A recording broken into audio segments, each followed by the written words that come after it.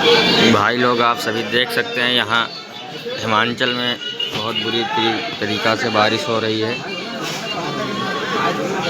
सब बंदे अपने काम छोड़ कर दुकान के अंदर बढ़ चुके हैं।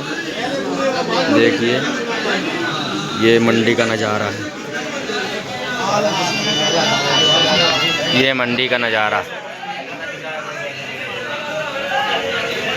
ये हमारे शिवाकर और राजा की बहुत गहरी मीटिंग चल रही है यहाँ पर।